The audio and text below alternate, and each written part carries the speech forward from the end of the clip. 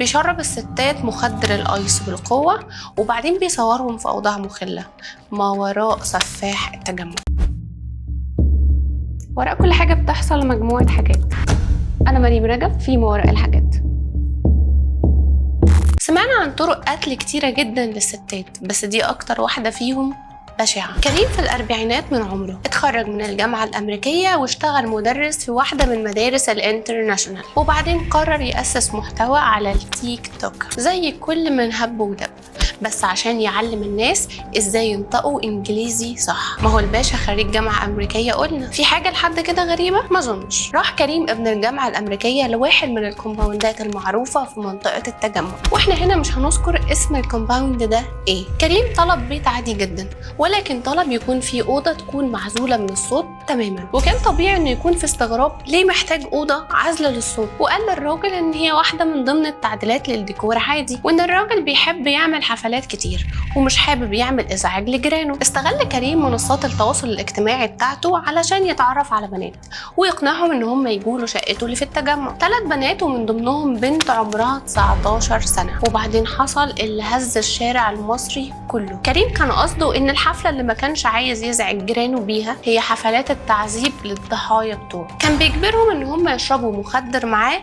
وتحديدا مخدر الايس، لان كريم كان مدمن لمخدر الايس اكتر من 4 سنين. وبعدين بيمارس علاقات جسدية مع الستات دول وبيصورهم، وبعدين يبدأ يربط الضحية ويفضل يضربها بالكرباج لحد ما تموت، وبعدين ياخد الجثة عريانة تماما ويحطها في شنطة، وفي عز الليل يطلع يرميها على الطريق، مرة طريق بورسعيد الصحراوي ومرة طريق الإسماعيلية الصحراوي. قدرت الجهات الأمنية توصل بعد جريمة طريق الإسماعيلية الصحراوي، وبعدين تم القبض على كريم واعترف بكل حاجة. وبعد فحص موبايله واللابتوب بتاعه اكتشفوا فيديوهات كتيرة جدا متصورة مع ستات وبنات تانيين. والغريب لو قلتلك انه كان متجوز ومخلف طفل عنده 10 سنين. تم تداول اخبار عن الستات دول عن انهم فتيات ليلي، والحقيقة ان هو خبر مش منطقي شوية، لانه لحد اللحظة دي ما تمش الكشف عن هوية حد فيهم غير البنت اللي عمرها 19 سنة بس. اما الباقيين لسه بيتم الكشف في سجلات الغياب عن اخر شهرين. فعلى اي اساس هيتم تصنيفهم فتيات ليل؟ هل عشان نوصل ونقول ان هم يستاهلوا تكون دي نهايتهم؟ تقدر تتوقع ليه عمل كده؟ هقولك، اكيد بسبب مخدر الايس. ده نفس المخدر اللي سنة 2021 عمل لينا كلنا ظاهر، حادثة الإسماعيلية اللي كان القاتل فيها مدمن ايس، وقام ذبح راجل في نص الشارع وفي عز النهار وقطع راسه وفضل ماشي بيها. ده ما يخليكوش تفهموا ليه سفاح التجمع عمل كده؟ وعلى فكرة يا كريم مش أول واحد يستغل حاجة عنده عشان يقتل أرواح كتيرة جدا من الستات، زي سفاح كرموز مثلا. ممكن تكون سمعت عنه أو لأ قبل كده، قول لنا لو كنت تعرف حكايته، ولا دي أول مرة ليك تعرفها في ما وراء الحاجات. سعد اسكندر قتل 19 ست وبنت وعمل حالة خوف كبيرة جدا في الشارع المصري من سنة 1948 لسنة 1953. سعد كان وسيم جدا، وبسبب وسامته دي كان بيستقطب الستات ويقتلهم. كان شغال الأول في مصنع غزل ونسيج، وبعدين اتعرف على ست كبيرة في السن بس معاها فلوس كتير. حصل بينهم علاقة مفروض انها غرامية، وعرف مكان فلوسها، قام قتلها وهرب لمنطقة كرموز في اسكندرية، وبعدين أجر كده مخزن للقطن والغزل والنسيج، وده برضو كان مقبرة كل الستات اللي كل 5 أيام واحدة تعجب بيه علشان وسامته. ولاحظوا وقتها الناس حكاية اختفاء الستات دي، وخصوصا انه شبه اللي كان بيحصل وقت رانيا وسكينة. برضو كان فيه خوف كبير جدا لحد آخر جريمة ليه في كرموز. كان على علاقة بواحدة اسمها فاطمة، وعرف من خلال الكلام مع فاطمة كده ان الست جيرانها دي حالتها المادية كويسة جدا، وكان أهل الحي بيشوفوه كتير جدا عند فاطمة.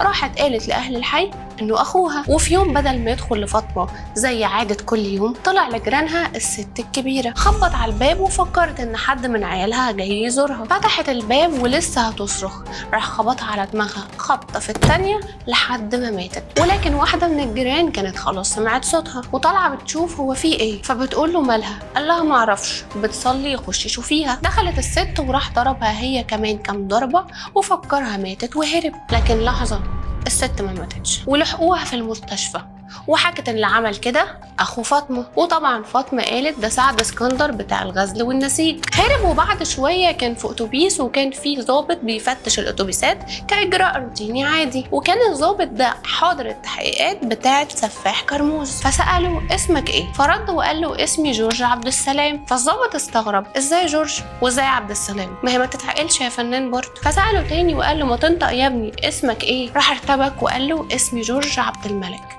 فطبعا الضابط مسكه على طول وقال له انت سعد اسكندر. فضل ينكر 2 سنين كاملين لحد ما ثبتت التحقيقات انه هو، واتصدر في حقه حكم بالاعدام. ويوم تنفيذ الحكم كان واقف بيشرب سيجاره ومبتسم. برود سفاح كرموز وهو بيبتسم في تنفيذ حكم الاعدام ليه مش حاجه غريبه، وخصوصا ان سفاح التجمع نفسه بعد كل حادثه قتل لضحيه من ضحاياه كان بيروح يجيب وجبه سمك. ونسيت اقول لك انه اثناء تمثيله للجريمه حاول يهرب من الشرطه، ولكن لحسن الحظ مسكوه مرة تانية، واتقال انه حصل ليه خيانة من زوجته وده كان سبب انفصاله عنها، وكانت الخيانة دي مع اعز اصدقائه. هل ده عشان يتم التبرير ليه جريمته او انه ضحيه خيانه زوجته؟ طبعا ما زالت التحقيقات مستمره، ولحد النهارده ما اتكشفش غير عن 3 ضحايا. انتوا تفتكروا انه ليه ضحايا اكتر من كده لسه ما اتكشفش عنهم؟ سيبولي رايكم في الكومنت، وما تنسوش الكومنت والشير على الفيسبوك وكمان اليوتيوب، وتتاكدوا انكم عاملين سبسكرايب. انا مريم رجب كنت معاكم في ما وراء الحكايات.